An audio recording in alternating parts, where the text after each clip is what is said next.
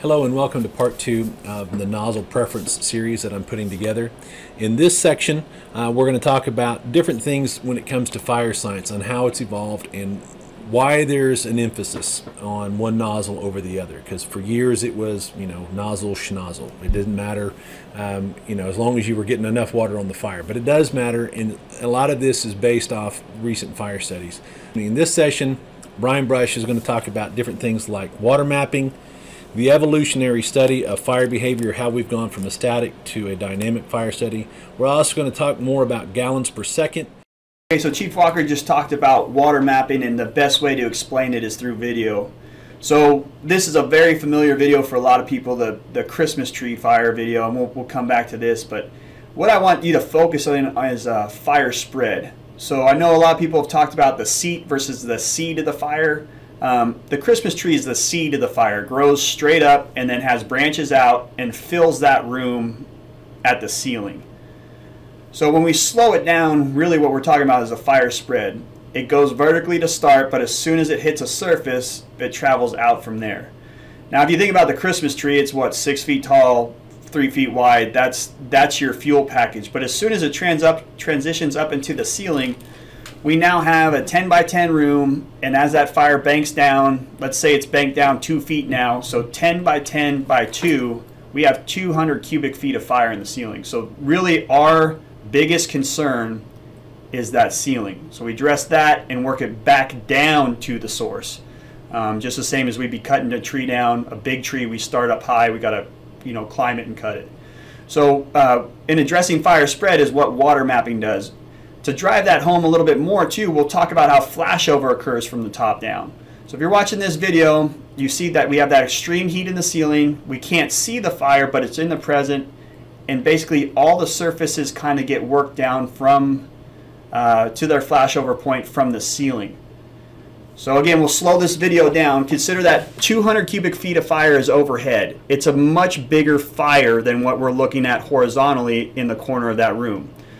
So that 200 cubic feet of fire overhead is essentially a mirror down onto all flat surfaces. So when we see flashover occur, it comes from the top down. Look at that lamp and that dresser that it's sitting on. You can see the off-gassing happening right there. It's feeding into the environment. That fuel's being broken down, and that will light off now. So you're seeing flashover occur on that flat surface because it's mirrored by the ceiling. The next surface that lights off is the coffee table, because again, that's the second highest surface. You can see the off-gassing occurring now, and gases are contributing fuels to that environment. So boom, now that lights off. The next surface you're going to see, watch the off-gassing start to accelerate on the carpet. You're seeing that off-gassing. That is fuel being contributed to the environment, and again, now the carpet starts to burn. The walls aren't burning because they are not receiving that direct radiant heat down from that ceiling, but all the flat surfaces are. So, we talk about flashover being an instant occurrence, but it actually is progressive from the top down because that's where the heat's being fed from. A lot of people talk about sweeping the floor. This is a very important thing. Sweep the floor to stop that off-gassing from being contributed back into the environment. So as far as flow paths go, you guys are very familiar with resetting the fire, transitional attack. If this was coming out a window, we would want to have that steep, steady, slow-moving stream into the ceiling. We still want to have that even when we're in the hallway. Understand that anytime we move into a compartment, we are transitioning. So if we're applying that stream steep, steady, and slow-moving in that window, into that compartment, remember, if you're working down a hallway, as soon as we transition into that room, we need to take that same approach. A hallway, we're going to have that horizontal fire attack because we're trying to get our stream into the room. But as soon as we cross that threshold, we then need to bring our stream back up and high and work on that same technique. So we'll just transition now over to Ray McCormick for his kind of feedback on that moving into a room, that interior transitional attack. The nozzle firefighter is currently outside the fire room. Our initial stream entry into the room will be high. We want to capture most of the ceiling with our stream. This is the hottest space within the room. It's the most unobstructed space within the room. What's going to happen is the stream is going to hit the surface of the ceiling and ride the ceiling until it hits an obstruction, which is the wall opposite the stream. Once it hits that wall, the majority of the water will cascade down that wall. What happens is we're killing the fire gases, the high heat level in the room. One of the features of having the stream angle up high just below the header of the door allows us to get most of the ceiling wet. One of the drawbacks of what happens there is that the stream does not go down at the same angle it goes up. And I'll show you this by standing directly underneath it and barely getting wet.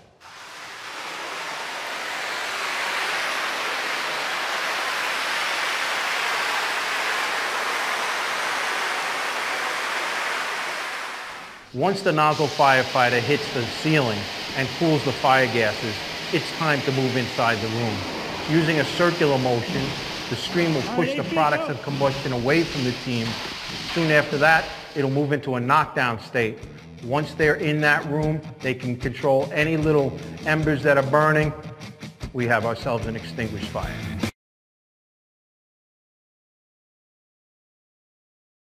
This slide that you brought to me and the information on here, I think this lends well to our conversation as far as we talk about how we approach and how we address fire behavior and fire suppression.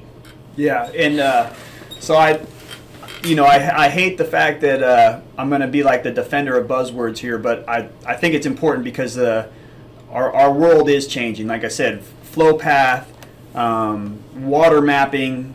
The other thing we're going to talk about is gallons per second. And so these terms are new to us, but they really are our future, and they're, again, rooted in the science, rooted in empirical information and not theoretical information. So that's what's important, because that is going to become our future. These terms you will see in the textbooks soon. The textbooks just don't get updated at the same process. So what I'm going to talk about, again, back to us coming up, like our age group, we kind of straddle two generations in the fire service: a static fire science and a dynamic fire science.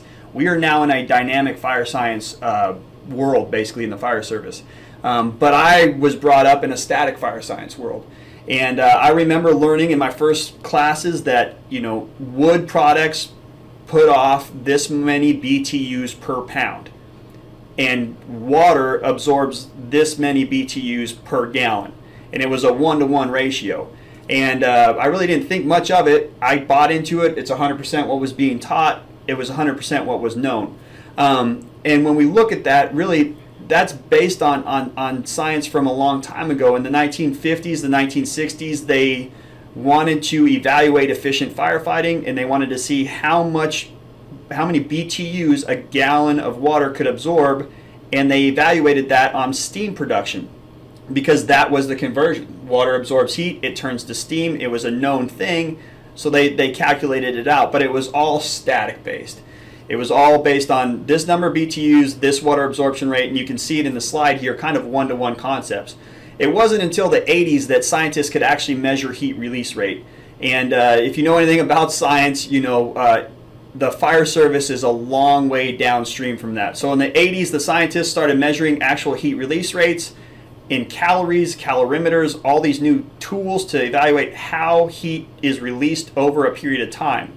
The measurement for that was kilojoules. So if you look at the dynamic fire science, I'll just kind of show you. We just watched the dry Christmas tree video. You can see that dry Christmas tree, as dramatic as it was, when it's burning, it releases 650 kilojoules per second.